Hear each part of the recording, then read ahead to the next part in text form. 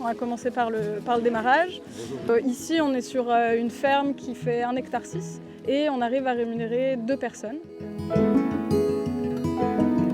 Nouveau partenariat cette année, c'est la WUCOOP, la coopérative une épicerie coopérative de la WUCOOP. Donc c'est tous les gilets jaunes qui est là. J'ai l'impression. On savait que cette coopérative existait et c'est vraiment toutes les valeurs match pour le coup et ça nous tenait vraiment à cœur de pouvoir livrer un magasin qui est aussi proche.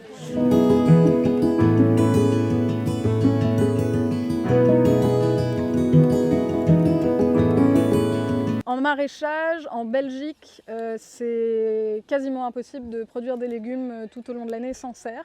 Donc en général, on s'excuse un peu de la quantité de plastique qui est utilisée. Mais malheureusement, si on veut manger toute l'année, on n'a pas le choix. Donc on essaye de rajouter des petites fleurs et d'attirer l'attention sur autre chose.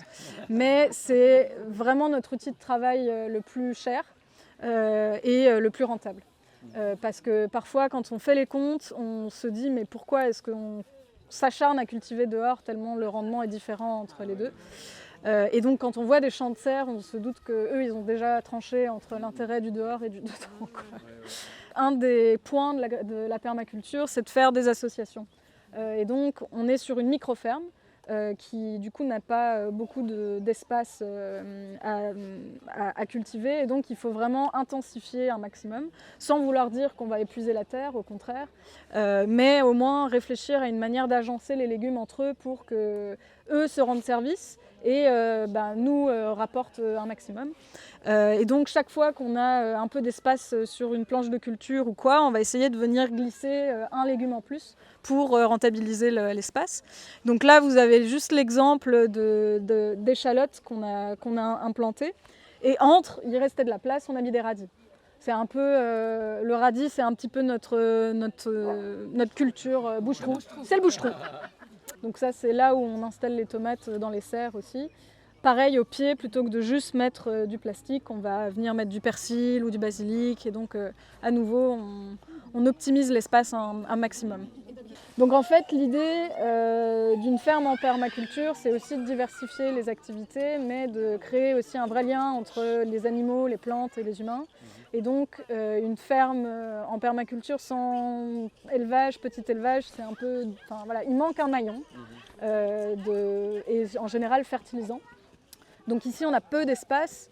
Tout ce qui peut être chevaux, voilà, c'est fait à côté, on ne va pas refaire, et puis on n'a pas la place. Et puis des vaches, pareil, on n'en parle pas. Mais par contre, la volaille, c'est vraiment une bonne alternative pour venir amener de la fertilisation. Donc en fait, on a construit un poulailler mobile qui est mobile pour la simple et bonne raison qu'on va déplacer les poules sur nos parcelles un temps X pour gagner en temps de désherbage, parce que normalement elles sont censées nous aider à nettoyer des parcelles qui ont déjà été cultivées et donc les laisser quelques semaines et puis les rebouger pour planter direct, alors que c'est désherbé, fertilisé et ça nous a rapporté des sous avec les œufs qu'elles ont pondus, quoi. Toujours dans l'esprit permacole, c'est de toujours garder un sol couvert.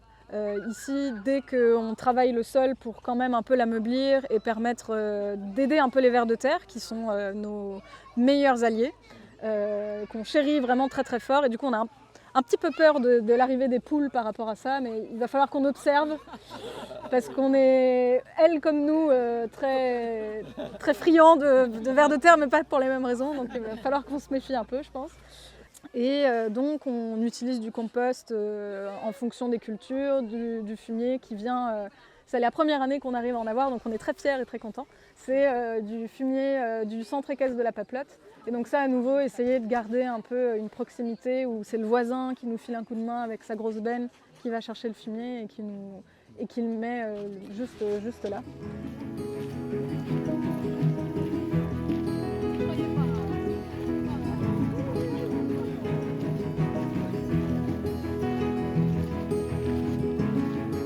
Donc en fait ici, c'est un modèle qu'on appelle en agroforesterie. Donc on joue avec une succession de niveaux de plantes pour déjà ralentir un maximum le vent et donc l'érosion du sol et tout ce qui pourrait nous embêter avec le vent, quoi. Des bâches qui s'envolent, un peu de tout, mais surtout beaucoup l'érosion. Et là, vous arrivez à un moment où les légumes ne sont pas encore très gros, mais à partir du moment où ils commencent à couvrir le tout, c'est déjà plus digeste comme visuel. Parce que les arbres, en général, ont une action racinaire au ratio de leur taille. Et donc, par exemple, un arbre qui fait cette taille-ci, il va mycorhizer jusqu'à la moitié du verger, quoi. Donc l'idée, c'est de, à nouveau, copier un peu ce qui existe dans la nature et de le transposer dans un modèle agricole qui a une vocation économique.